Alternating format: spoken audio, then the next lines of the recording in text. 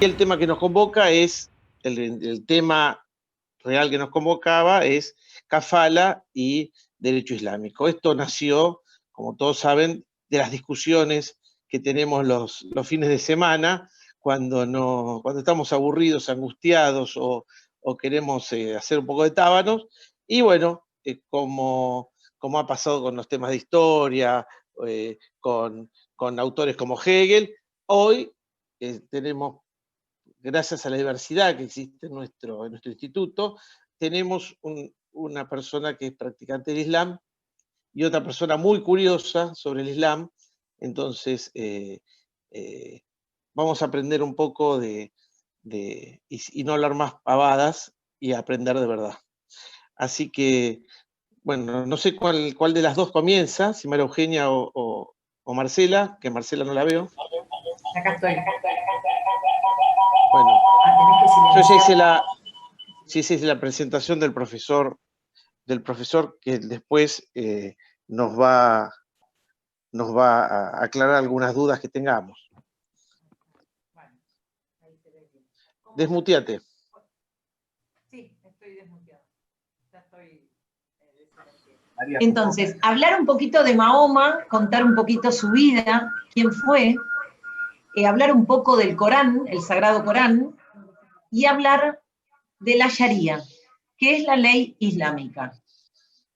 La verdad a mí me resultó muy interesante porque yo digo la verdad, yo nunca leí nada sobre esto y leer todo esto me llevó a leer otras cosas más y otras cosas más, a leer el Corán, a leer libros, pedir por internet libros que la verdad me resultaron muy interesantes. Y me ayudó también a comprender un poco más todo ese mundo que para nosotros, los que nacimos en Occidente, criados en familias de tradiciones judeo-cristianas, la verdad es que a mí, por lo menos, me resultaba todo un mundo desconocido, absolutamente desconocido. Así que bueno, quisiera contarles un poco la vida de Mahoma. Mahoma nació en la Meca en el año 570 después de Cristo, y muere en el 632 después de Cristo. Digamos, no vivió muchos años, vivió 60 años, pero a él Dios le revela, le hace una serie de revelaciones que fueron después compendiadas en el Sagrado Corán. Si bien los árabes conciben al Islam como el monoteísmo puro, absoluto, el único que para ellos le reveló la verdad del Corán fue Mahoma, y no otros profetas, porque otros profetas también decían haber tenido sentido esa revelación de Dios, pero los árabes y el Islam reconoce a Mahoma como su único profeta. Ellos a Dios lo llaman Alá.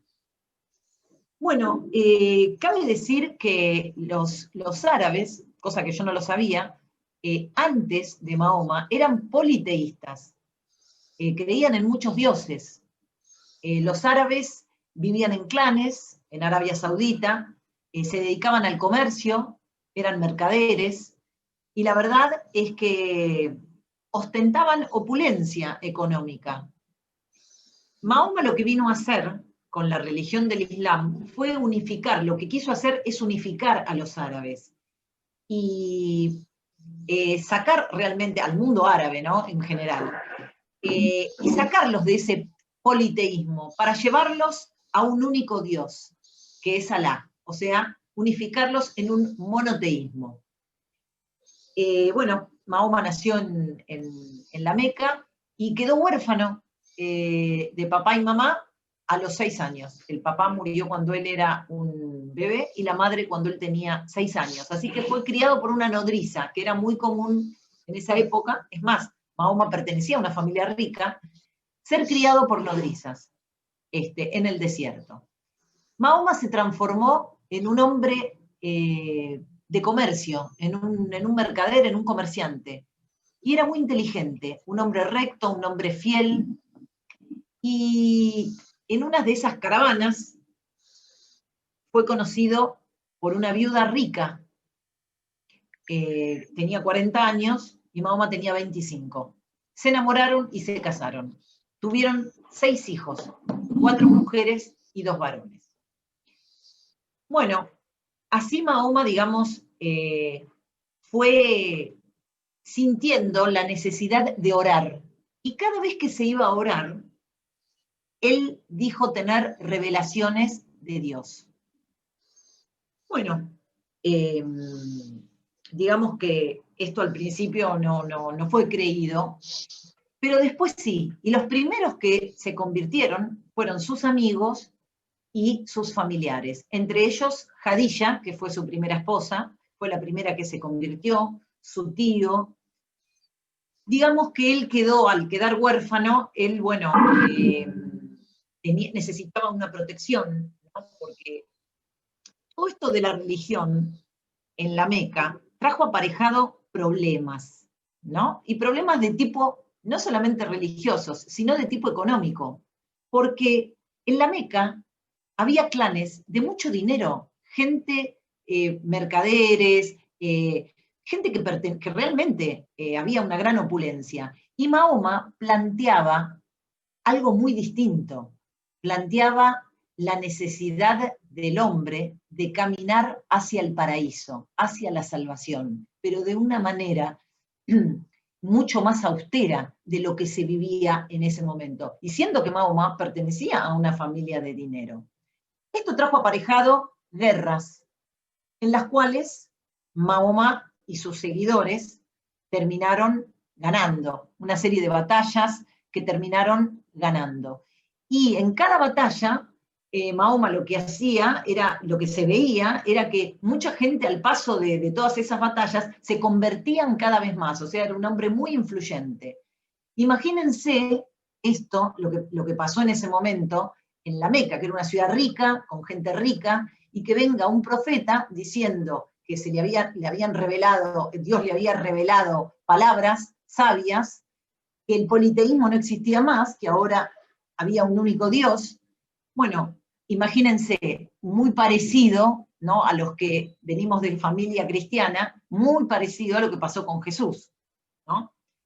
Bueno, dicho esto, hubo un temor en que Mahoma se apoderara de la Meca, que fue lo que después pasó, ¿no? Y hasta decidieron matarlo, decidieron eliminarlo. Muy parecido también a lo que pasó con el cristianismo, ¿no? Y con Jesús.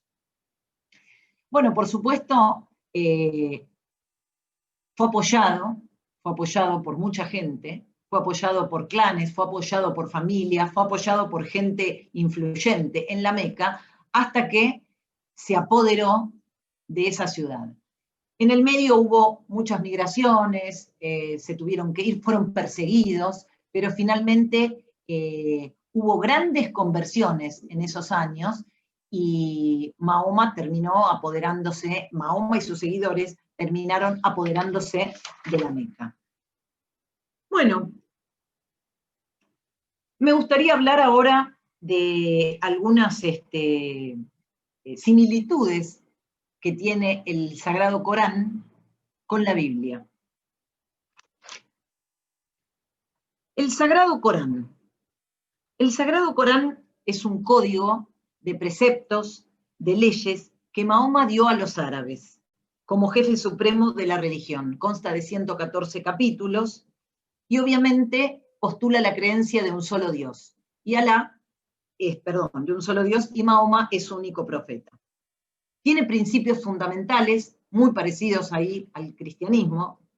El Corán es un acto de fe, proclama una oración, una postración a sus divinidades, una limosna y un ayuno.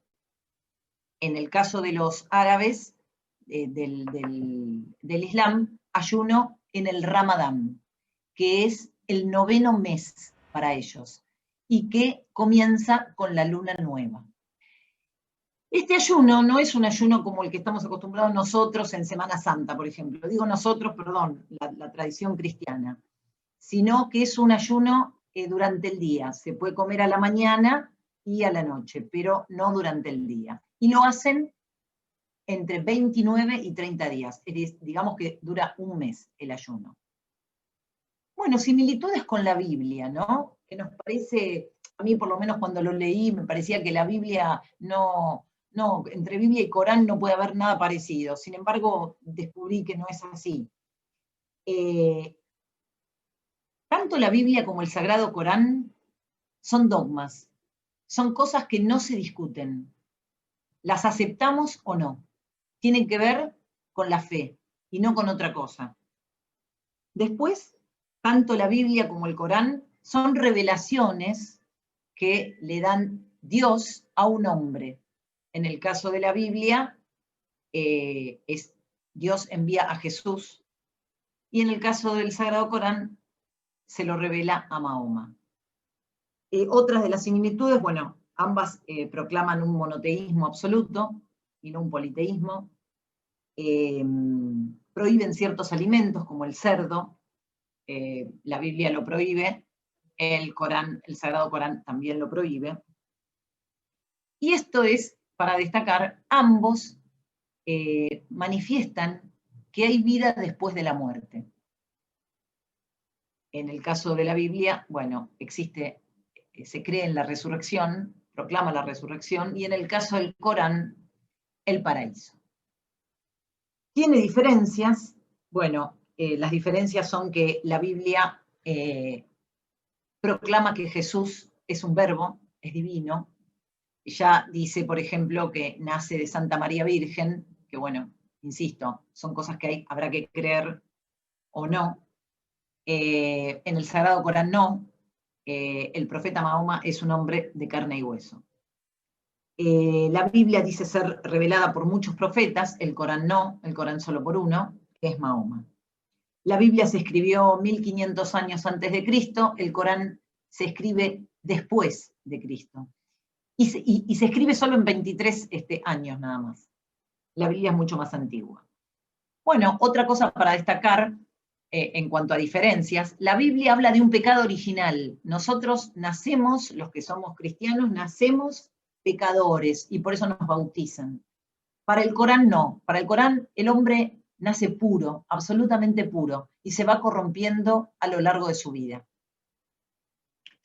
La Biblia impone rezos, pero no como algo obligatorio. El Corán impone 5 rezos diarios.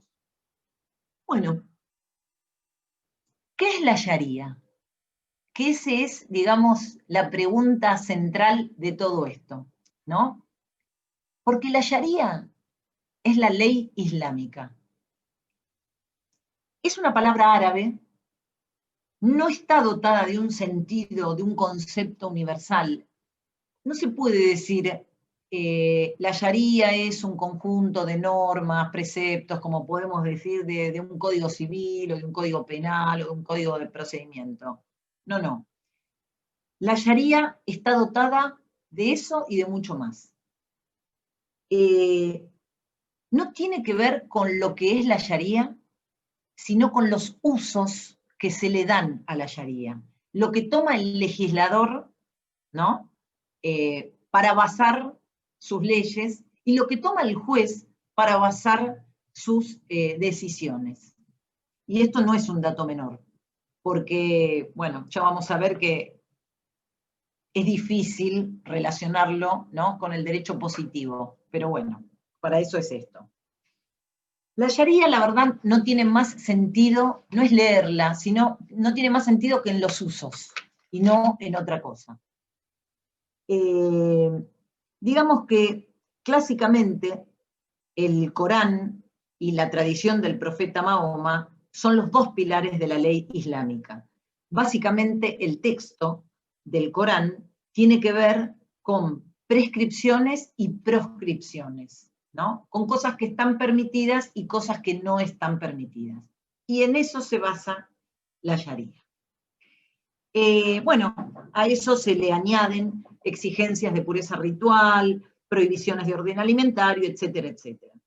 Pero también trata de las relaciones familiares, el matrimonio, el divorcio, el derecho sucesorio, etcétera, etcétera. Y lo que vamos a ver, que un ámbito en el cual la Sharia realmente es muy importante es en el derecho de familia. Digamos que el derecho de familia en el Islam es un bastión de la Sharia, porque ahí es donde la Sharia tuvo más influencia. Por ejemplo, en la tutela de la mujer, en la dote del esposo a la mujer, la autoridad del esposo sobre su mujer y sobre sus hijas mujeres, los deberes conyugales, que no son equitativos, los derechos sucesorios, que tampoco son equitativos, son anacrónicos, son diferentes en función del sexo. Bueno, así y todo, la ley islámica en algunos países se ha codificado, y eso es interesante destacarlo. Se codificó. ¿Qué se tuvo en mira para hacer esto? Codificar un poco las relaciones familiares. Dado que si no se codificaba, la Sharia intervenía muchísimo más. Intervendría inclusive muchísimo más en la actualidad. Bueno, el derecho de familia se llama estatuto, ellos lo llaman estatuto personal. La mayoría de los países en donde rige el derecho islámico, el derecho musulmán, los códigos de familia fueron inspirados en la Sharia. En otros ámbitos también, como el derecho de finanzas, pero no tanto. También en el derecho civil, pero no tanto. Otro derecho en donde, digamos, la Sharia predomina es en el derecho penal.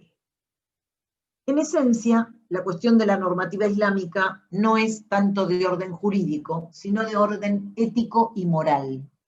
La Sharia es la ley islámica. Y como toda religión, la Sharia lleva consigo prescripciones y prohibiciones que tienen que ver con lo moral, ¿no? Con la ética, con inspiraciones divinas. La Sharia es fuente de la ley codificada. La Sharia tiene una jerarquía dentro de eso. La Sharia tiene interpretaciones variadas y obviamente toma diversas formas hoy en día en el siglo XXI. Y que también más adelante vamos a hablar de eso.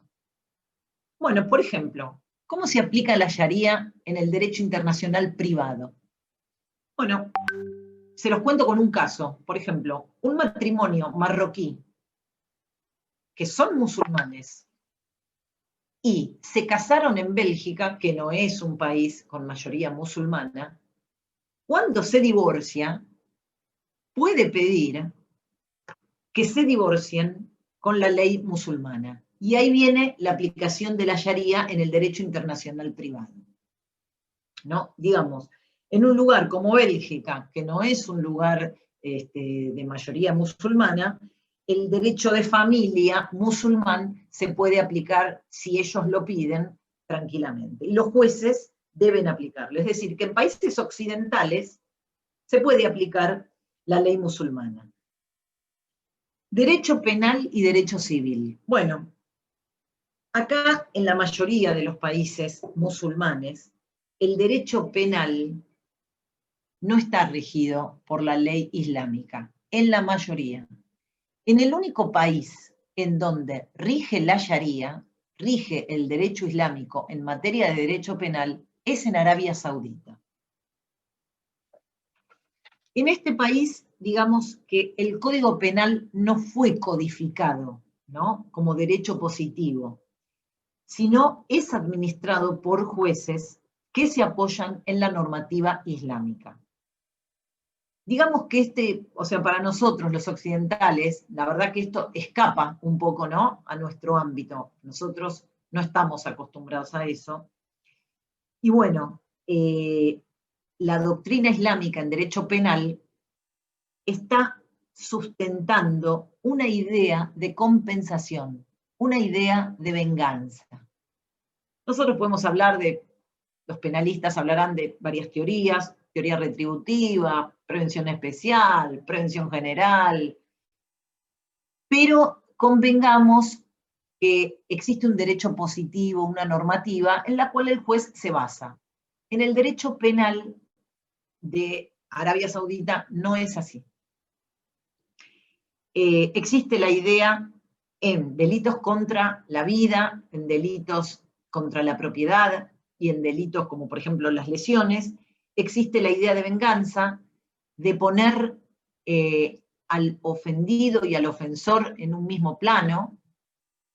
Existe básicamente la ley del talión, ¿no? Estos delitos están descritos en el texto coránico y ellos lo ven como sanciones que impone Dios y no un juez, ¿no? No sé si soy clara en eso. Para ellos, la deuda, o sea, quien comete un delito contra la vida, tiene una deuda con Dios, no con la sociedad. Bueno, y ahí eso también es para, después va a ser seguramente para debate. Bueno, voy a nombrar algunos ejemplos, ¿no? A modo de ejemplo para tener una idea. La fornicación, que es lo que nosotros decíamos, lo que nosotros llamamos el adulterio, tiene pena de muerte. Pena de muerte por lapidación. La falsa acusación de fornicación también tiene una pena corporal, que puede ir entre 80 y 100 latigazos. El consumo de alcohol, la embriaguez en la vía pública, tiene una pena corporal también, entre 40 y 80 latigazos. No, esto es, bueno, para nosotros los occidentales nos parece terrible, pero bueno. El robo tiene una pena de amputación de la mano derecha. Y la reincidencia sucesiva tiene diferentes amputaciones. Amputación de un pie izquierdo, amputación del pie derecho, amputación de la otra mano. El bandidaje, que sería lo que nosotros llamamos robo con armas, robo agravado, tiene exactamente las mismas penas agravadas, por supuesto. Bueno, la apostasía, que es la negación del Corán, o negar que el Corán sea cierto, también tiene una pena corporal que puede ir, siempre las penas corporales son latigazos, y hasta puede ser causa de disolución del matrimonio. Ahora, yo me pregunto, ¿no? ¿Esto sucede hoy en día? La verdad es que no lo sé. La verdad es que no lo sé. Eso lo podemos preguntar. Yo no sé si esto sucede hoy en día. Y si yo tengo que dar una opinión, por supuesto personal y como tal absolutamente opinable, me parece tremendo. A mí me parece tremendo. El sistema de prueba que tienen también es un sistema de prueba que para nosotros es raro. O sea, para probar el adulterio se necesita 4 testigos varones que hayan visto el acto sexual, ¿no? Que lo hayan visto. También, digamos que es difícil de probar. Esas cosas son difíciles de probar y son difíciles, realmente para mí, a mí me resulta muy difícil de creer hoy en día que eso suceda. Pero bueno. Bueno, Turquía es un país musulmán, hay mayoría musulmana, pero por ejemplo Turquía no tiene el derecho penal, no, lo tiene codificado, y tiene codificado varias cosas, o sea, el derecho penal, el derecho civil, y realmente hay una laicidad bastante estricta, ¿no? En Egipto también se ha codificado el derecho familiar y lo que hizo es tender a proteger a las mujeres. Porque, ¿qué pasa? En países musulmanes existe la poligamia. Entonces, generalmente, la primera esposa es la que queda más desprotegida, porque, bueno, Mahoma fue un hombre que se casó muchas veces, realmente se casó muchas veces, pero se casaban para unir, o sea, para convertir y para unir clanes. Pero ¿qué pasaba también? La mujer quedaba, la primera mujer quedaba muy desprotegida de todo, ella y sus hijos. Entonces, lo que hicieron los códigos de estos países, bueno, fue codificar el derecho de familia y hubo leyes que protegieron a la mujer en cuanto a los bienes gananciales, ¿no? Los bienes adquiridos después del matrimonio. Bueno, Egipto, por ejemplo, fue uno de esos países. Bueno, ¿qué pasa con la Sharia, no? ¿Cómo se aplica? La Sharia no se aplica, salvo en Arabia, que ya lo dije, digamos que en países donde la religión es la religión islámica, la Sharia se aplica de un modo subsidiario, no de un modo directo. Pero las decisiones judiciales no pueden estar en contra de la Sharia.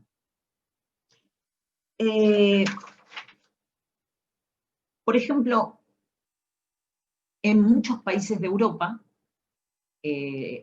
los bancos se han islamizado, o sea, hay un montón de productos islámicos en países europeos. Por ejemplo, en Egipto se fundaron en 1963, en Pakistán en 1979, en Irán, en Sudán. Hoy en día existe un Dow Jones Islamic Market Index, entonces, cuyos productos, por ejemplo, y servicios siguen los principios de las finanzas islámicas. Entonces preguntarán, ¿cuáles son los principios de las finanzas islámicas que sean tan distintos a Occidente? Bueno, el Corán prohíbe la usura. Entonces, los bancos islámicos, de lo que se trata, la verdad que yo no sé si esto es cierto, pero de lo que se trata es de que no exista tanta diferencia, digamos, no exista la usura, porque el Corán la prohíbe, entonces no existan intereses tan elevados, ¿no?, en donde el que invierte tenga tantos riesgos, ¿no?, por ejemplo. Sin embargo, bueno, el Citibank abrió un montón de filiales islámicas, en fin, y bueno, como todo, siempre hay dos partes, ¿no? Dentro de esto hay dos corrientes. Una corriente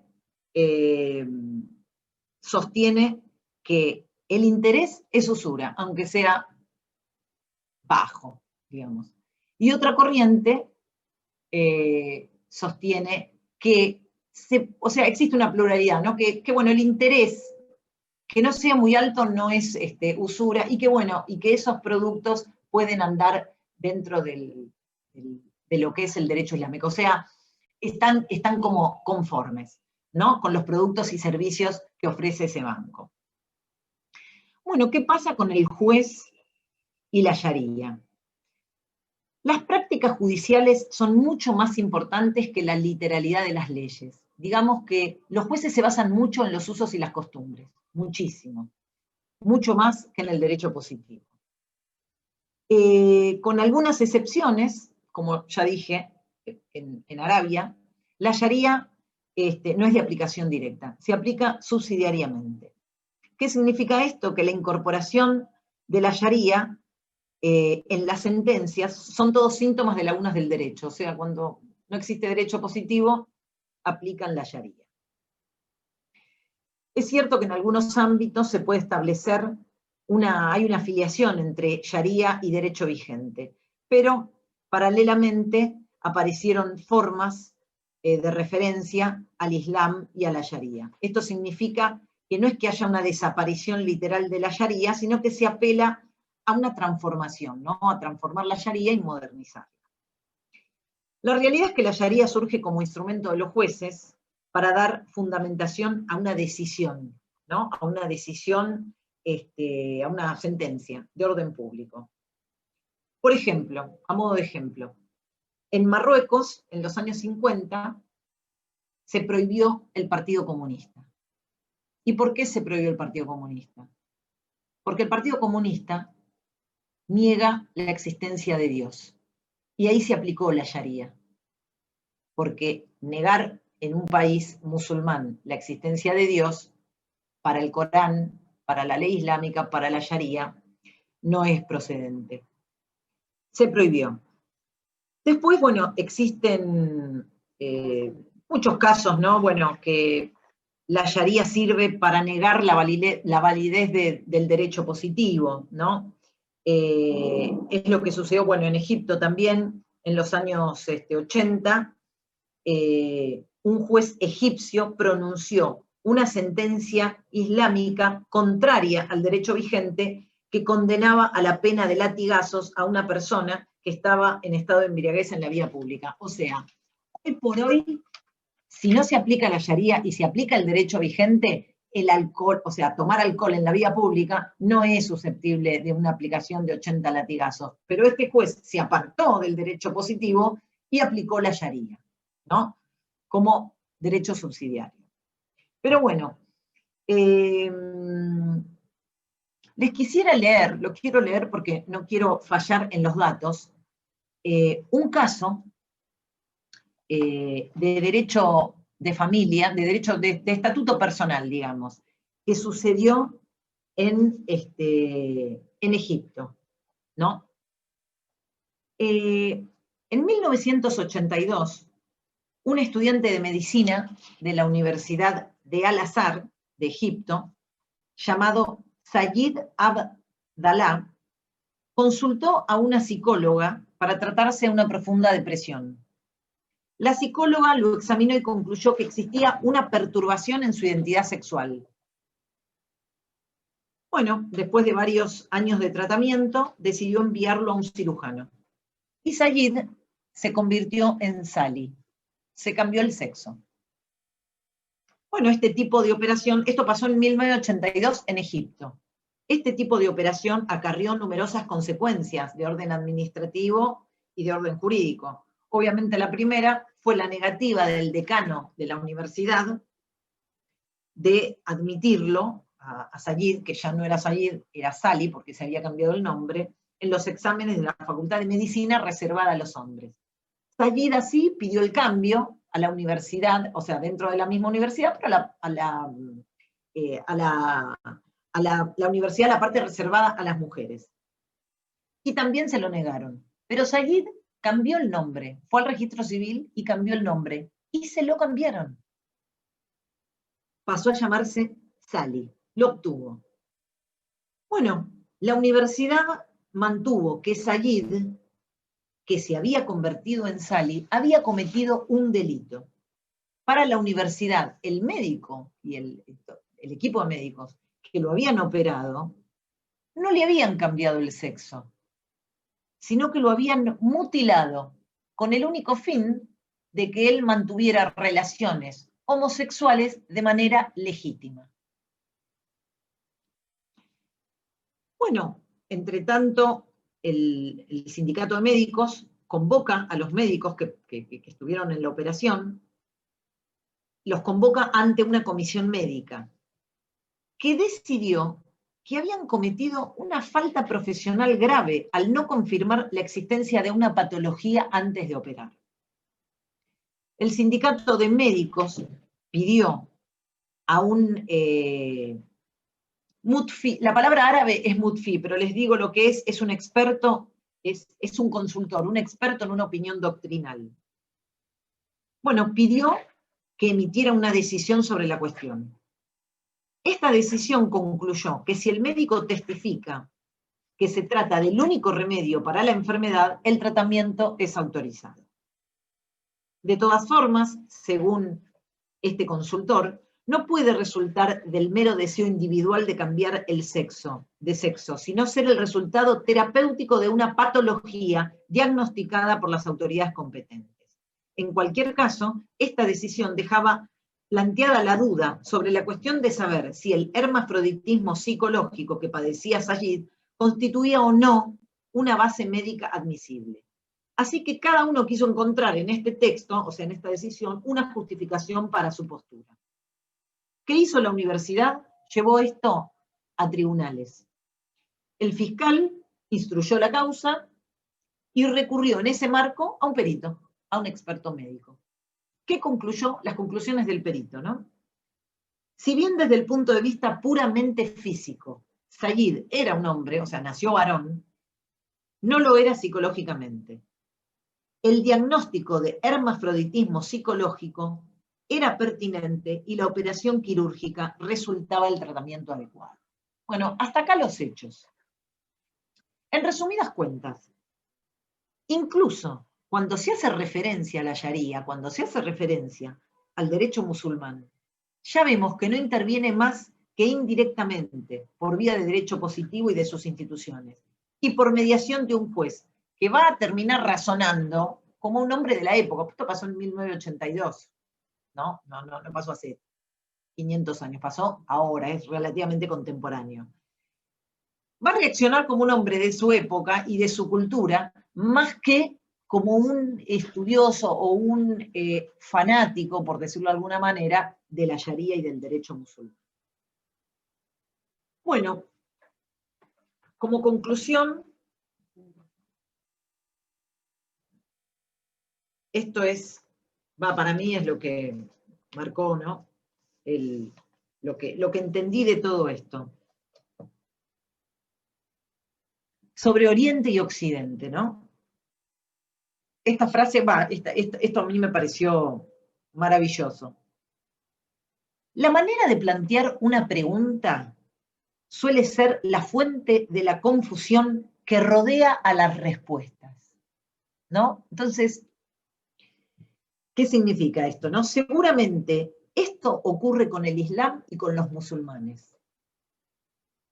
¿De dónde viene que sea necesario calificar con esa pertenencia a sociedades que tienden hacia la pluralidad y varían según las circunstancias de sus historias regionales y nacionales? ¿Se trata de un atajo lingüístico para caracterizar a un cierto número de otros que no son nosotros? Y lo que no lo que no somos nosotros, lo que no son nosotros, a nosotros nos parece aberrante. Lo distinto nos parece, no es que no lo conocemos, y lo que no conocemos, yo creo que, y hablo también personalmente, ¿no? Le tememos, ¿no? Le tememos, lo distinto, lo otro. Bueno, sin tal crítica a esta manera de pensar, contribuimos a espesar la niebla más que a disiparla. Así ocurre cuando se dice que lo religioso y lo político se confunden en el Islam, o que la Sharia es la piedra de toque del advenimiento de la modernidad en las sociedades musulmanas. La ecuación que hace del Islam una amalgama, religión más mundo, más Estado, es una cuestión doctrinal y no una propiedad genética del Islam, sino del Islam cosificado y esencializado, que en realidad une las dos caras de la misma moneda, que son la ortodoxia islámica y la ciencia orientalista. ¿Qué es la Sharia? Todos preguntan, ¿qué es la Sharia? ¿Qué es el derecho islámico? Hay que oponerle la descripción no de qué es la Sharia, sino qué es lo que la hace ser a la Sharia.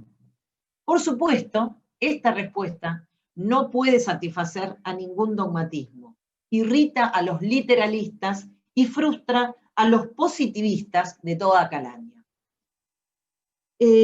La Sharia no es ni un ser ni una esencia, y su ley no escapa a esta verdad.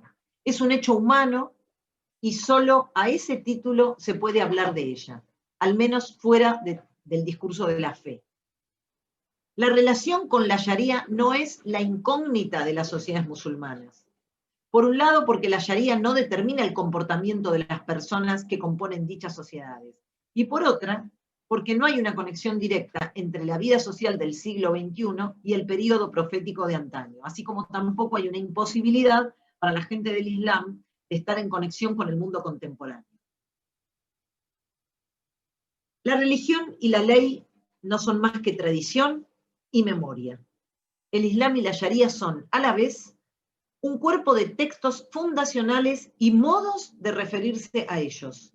El Islam y la Sharia son también una constelación de prácticas de todo tipo, en donde se rozan y se entrelazan la fe, la sabiduría, la piedad, la moral, la ideología, la rutina, la política, la ética.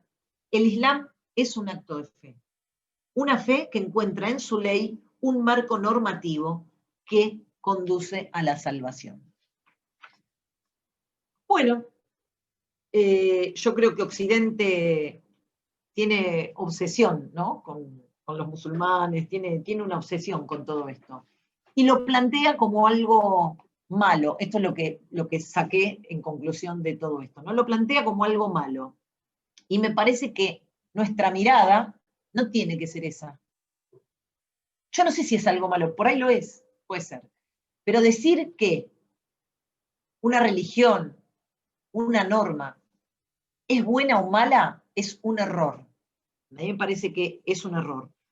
No son buenos los que estamos en Occidente, ni son malos los que están en Oriente. Estos dos atributos, bondad, maldad, bueno, malo, son cosas que tienen que ver con la moral y parece que unas cosas excluyen a otras. Y creo que no es así. Creo que como toda normativa, como todo derecho, tiene cosas buenas y cosas criticables. Lo mismo que Occidente, igual que Occidente. Y nosotros, como personas pensantes, como analistas, creo que debemos verlo, analizarlo, pensarlo desde este modo, de este modo. Encontrar, hay cosas buenas, cosas que quizá Occidente debería aprender, y hay cosas que son pasibles de crítica, sí, puede ser. ¿Hay que hacerlo? Sí, hay que hacerlo, pero no desde un punto de vista de juzgadores, ¿no? Juzgarlos porque tienen una creencia diferente a la nuestra. Y que en algunos aspectos, por lo que yo he leído, en algunos casos, no son tan diferentes, no son tan diferentes. Y bueno, si la historia la escriben los que ganan, no, eso quiere decir que hay otra historia. Bueno, eso es todo. Ahora Gracias, le doy paso la a verdad, excelente el trabajo que te tomaste, muy claro, muy preciso todo lo que nos has dicho. Y bueno, la verdad que terminar el año de esta forma, la verdad que ha sido extraordinario. Bueno, Bueno, María gracias. Eugenia, acá Bueno. mira, hay elogios de todo tipo, así que después véanlos. Después de Marcela, vamos a tratar de ser lo más clara posible.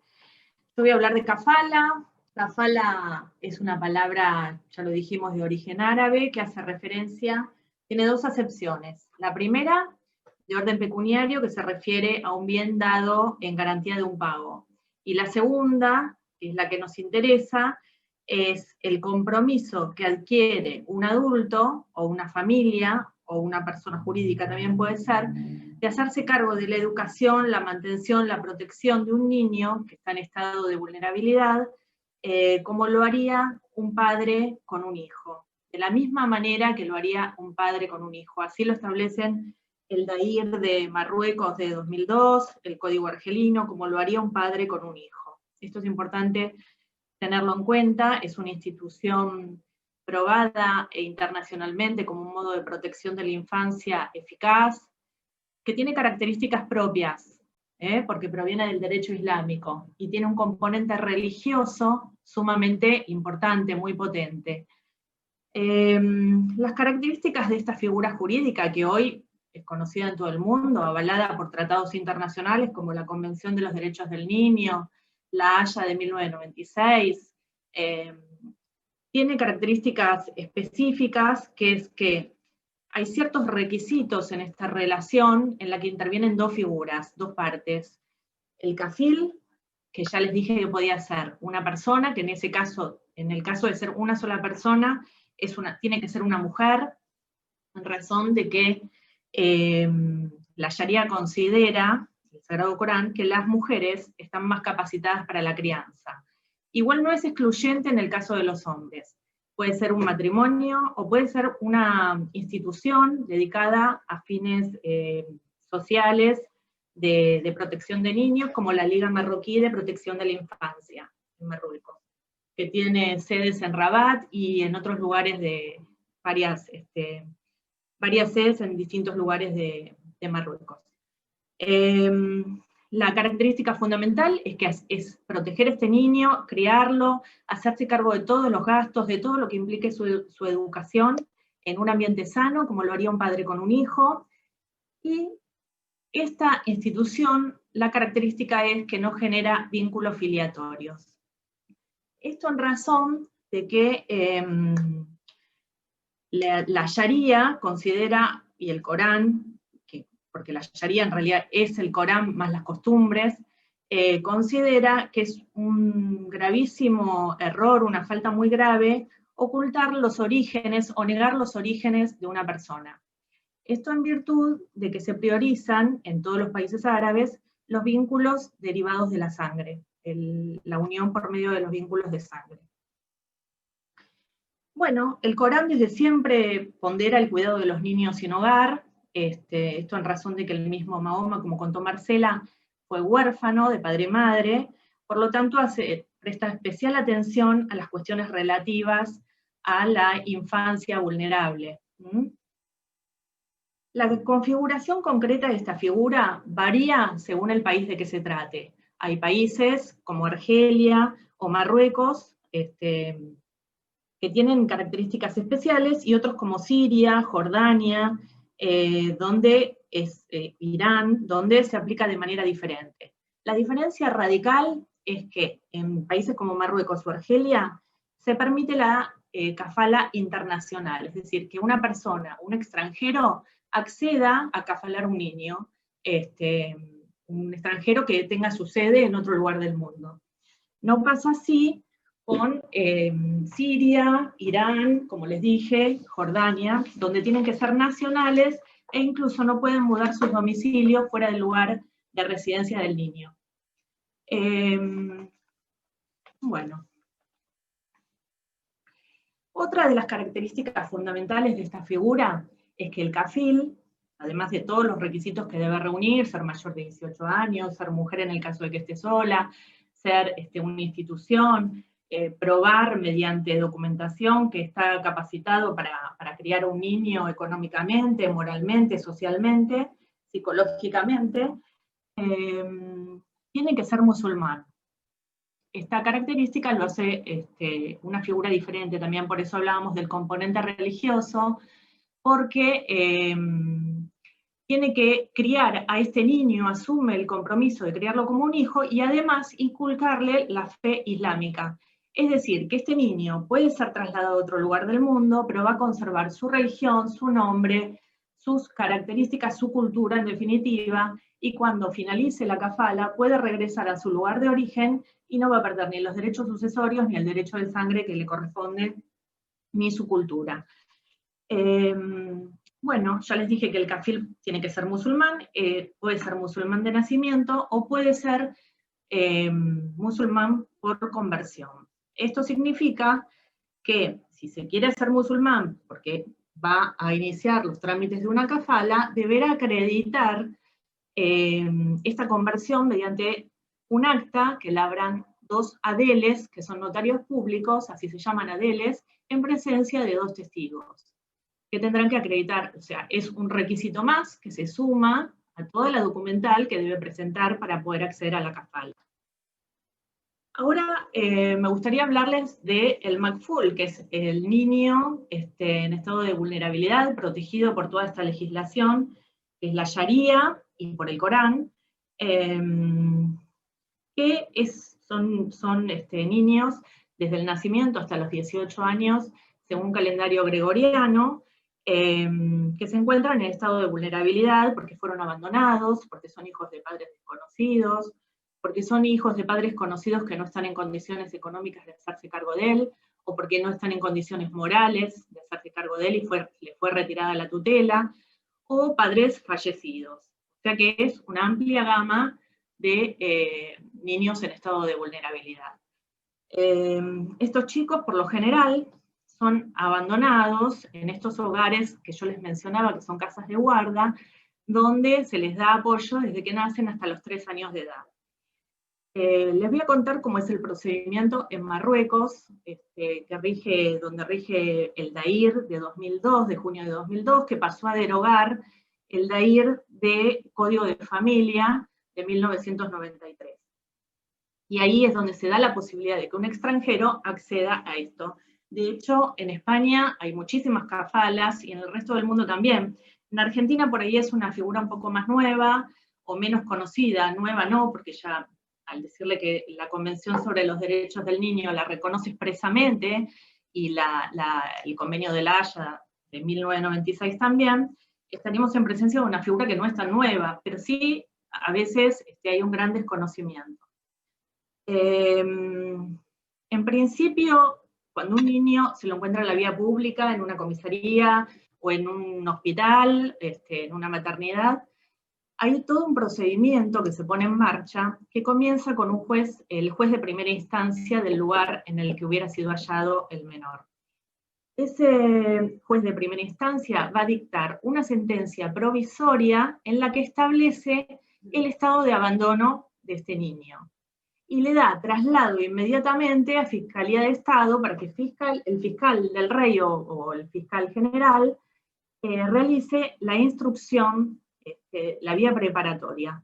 Esa instrucción va a consistir en publicar en todos los lugares que tengan que ver registros civiles, hospitales, en toda la ciudad, fotografías de este niño y pegarlas y publicar en gráficas y demás, con todas las características que este niño tiene, por ejemplo, color de pelo, estatura, la edad que se presume que puede tener.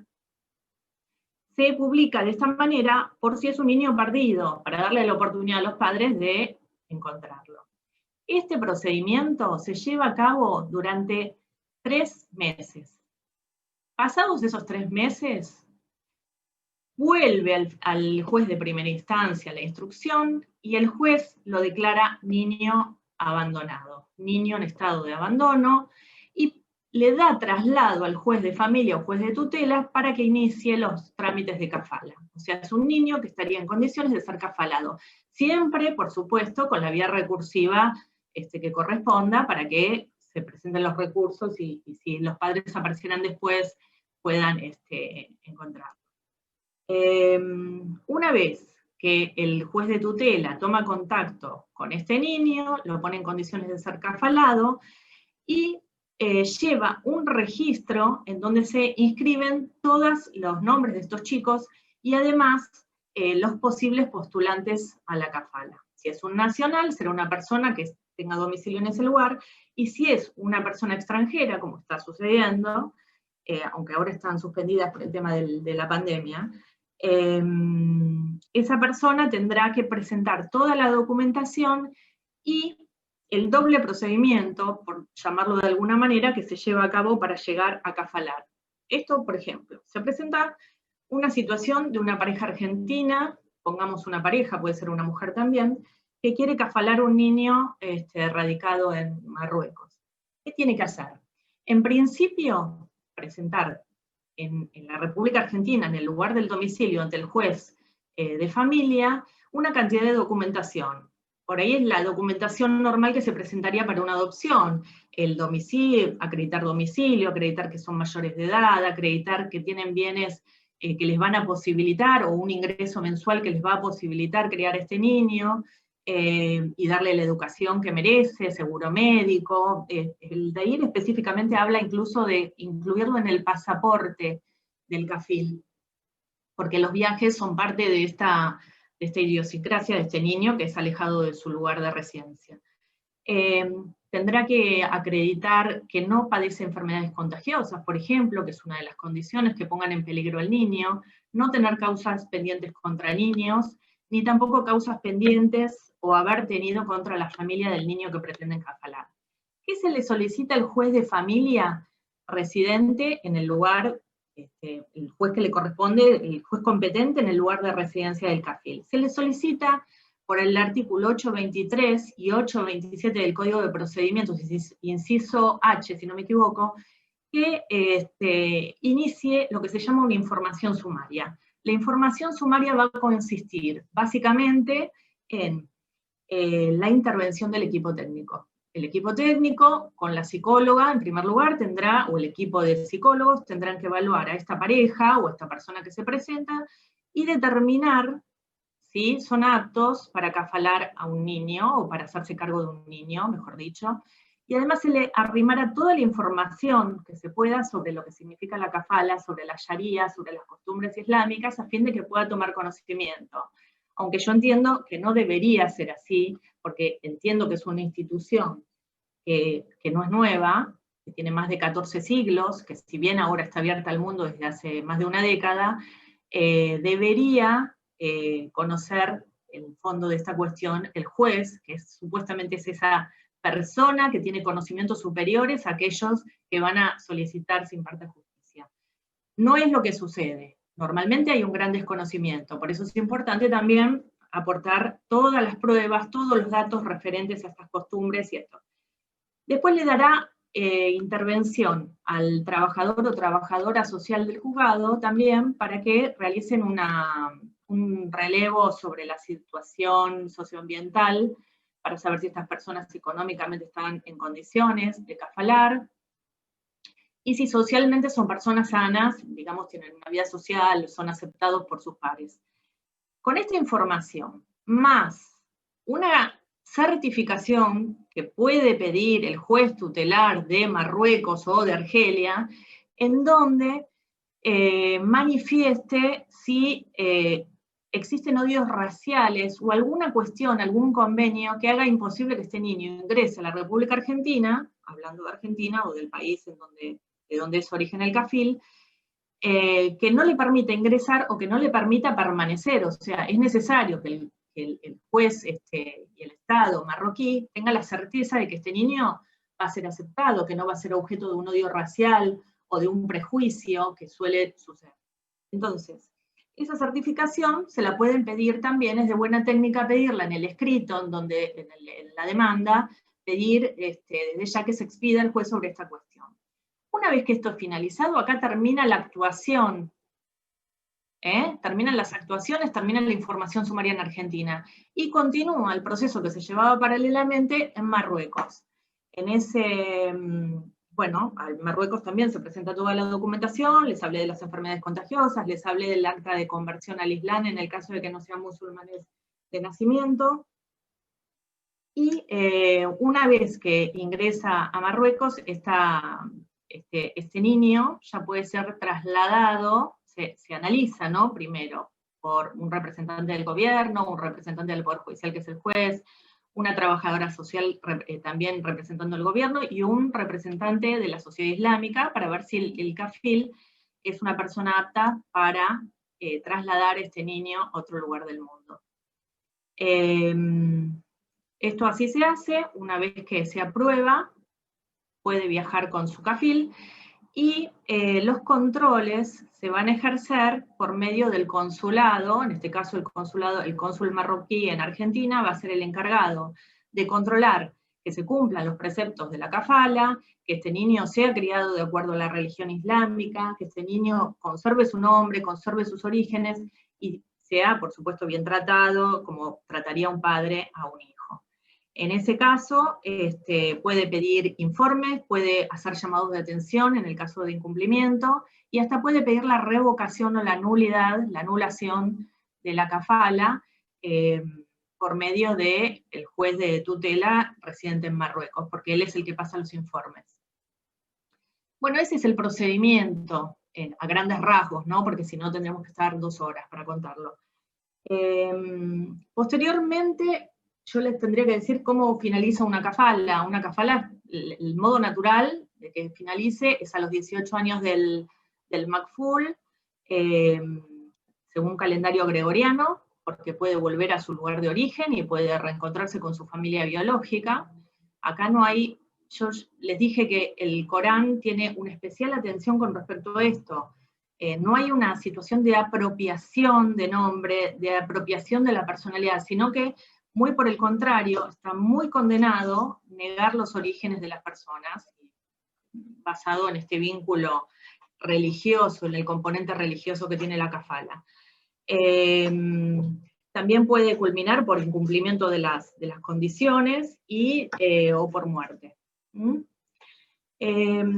Con respecto a, bueno, yo les hablé hay mucha jurisprudencia, hay jurisprudencia en Argentina, sobre tribunales, en San Isidro hay bastante, donde la Corte estableció que el juzgado competente para entender en kafala, una vez rechazado, había sido, en un juzgado de familia había sido rechazado una kafala y llegó a la Corte, y la Corte estableció que el tribunal competente es el de familia, del lugar de residencia del kafil, o de las personas que van a kafalar. Hay de Suiza, de gente que se ha convertido al Islam, y que se lo considera ahí como una tolerancia de un lado y de otro, donde la conversión a estos fines es aceptada. Una mujer suiza que no era musulmana y que a los fines de tener a su hijito, a este niño, se convirtió, y es totalmente aceptado. Y bueno, y con respecto a la doctrina, tenemos muchísima doctrina también, sobre todo de autores franceses, Ganichet, Brelis, que hablan del derecho internacional, y acá les voy a leer algo. La existencia de otras realidades jurídicas, a veces imbuidas en principios extraños, aquellos que conforman el mundo occidental, dejan de ser algo ajeno y exótico al filtrarse a través de los elementos de heterogeneidad de las relaciones privadas. Bien entendido que la heterogeneidad, desde una lectura en línea con la recepción de la diversidad, puede ir mucho más allá de la mera presencia de elementos de extranjería, la cual ha venido a conformar el núcleo tradicional del derecho internacional. Al margen de cuál sea el derecho aplicable, la existencia de peculiaridades culturales y religiosas no puede ser ignorada, y menos por el hecho de no encajar en la estructura del orden jurídico de la sociedad en que coexisten. El respeto a la diversidad necesariamente ha de entrañar el respeto a la ley extranjera, y aún más el respeto a la identidad cultural y religiosa, que se deriva en ocasiones directamente de la pertenencia a una determinada confesión. Esto es un autor francés, Ganichet. En relación a que para nosotros, en el mundo occidental, y acá tienen mucho que ver los medios de comunicación también, tenemos absolutamente separados lo que es el derecho confesional del derecho secular. No sucede lo mismo en otros lugares del mundo. En los países en donde el Islam es la ley y donde la Sharia se aplica, aunque tengan códigos, bien lo explicó Marcela, la mayoría tienen sus códigos, sus ordenamientos positivos. En ningún caso estos contradicen a la Sharia, que son los preceptos establecidos en el Corán como normas de conducta, ni tampoco la contradicen, es más, coinciden con estos preceptos. Después en Morón, en el Departamento Judicial de Morón, tuvimos un estudioso también de la kafala y del derecho islámico, que fue el doctor Romano, que escribió un libro que se llamó La orientación para la aplicación de la ley y los derechos de los menores de edad. Y él se pregunta, ¿y si aparte de la adopción como institución y de los hogares de guarda como posibilidad, agregamos también alguna forma de kafala conforme el derecho islámico, podemos ensayar este esquema y otros, como decidir en una actuación la tutela de un niño, aún sin que se hubiera extinguido el ejercicio de la patria potestad en ese momento, ¿no? Y dividir el ejercicio de la tutela de la guarda tutelar, que bien puede quedar en el padre biológico, en tanto no existan causas graves de excepcionalidad. Esta cuestión de apropiación del otro, apropiación del hijo, apropiación de la pareja, apropiación cuando no nos podemos apropiar de nuestra propia existencia, que es finita, debería ser un principio a rever en el mundo occidental. Y después tenemos otros autores como Silvia Javenou, que también a modo de referencia dice, a título de mención podemos referir el acogimiento familiar en España, hablando de situaciones que no generan vínculos filiatorios, el acogimiento familiar en España, la orfiddato del derecho italiano, la family home, foster home en Estados Unidos, y ninguno de ellos constituye cuidados preadoptivos, pues incluyen a la familia de origen en su dinámica, no son sustitutivos. Entonces, la Convención sobre los Derechos del Niño se hace eco de la kafala.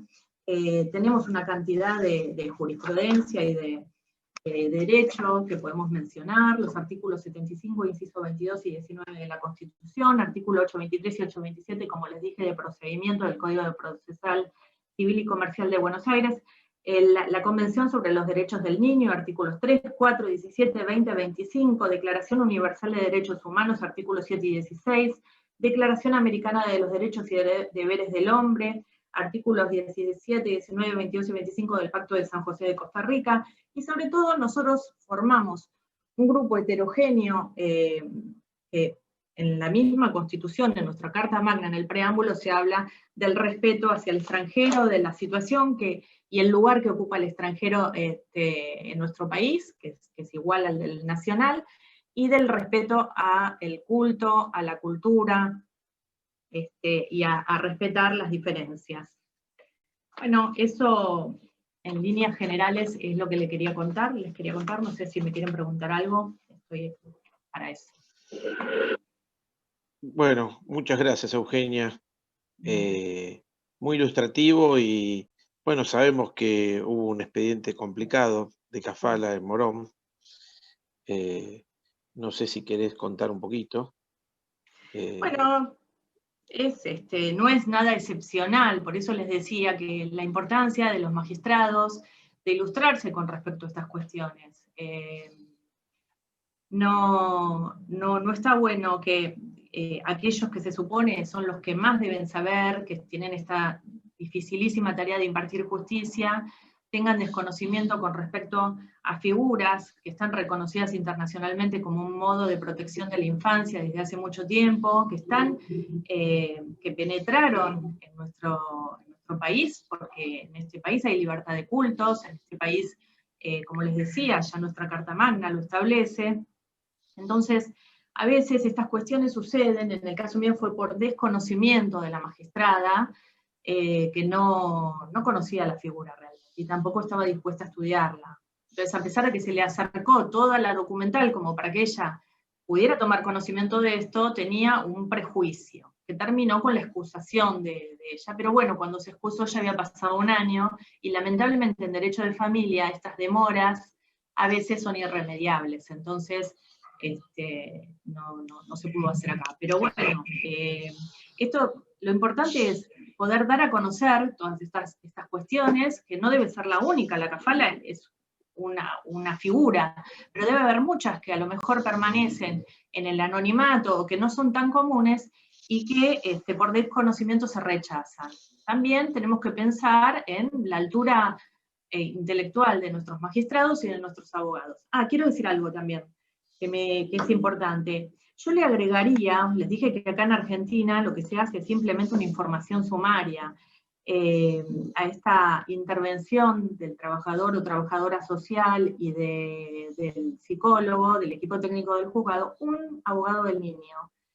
Y acá también, no voy a hablar solamente y criticar a los magistrados, porque en realidad los abogados tenemos que estar cada vez más preparados, cada vez tenemos que saber más, me incluyo, cada vez tenemos que estudiar más, incluso idiomas. Qué importante sería la intervención en estos casos de un abogado del niño, que sepa, por ejemplo, el idioma árabe o francés, por lo menos, mínimamente, como para poder interpretar la voluntad del makful, como lo llama el derecho islámico, y que es este niño que en definitiva va a ser trasladado de un lugar a otro y separado en algún punto de su cultura, aunque no tanto porque se le va a respetar el origen y la religión, que la religión es cultura, ¿no?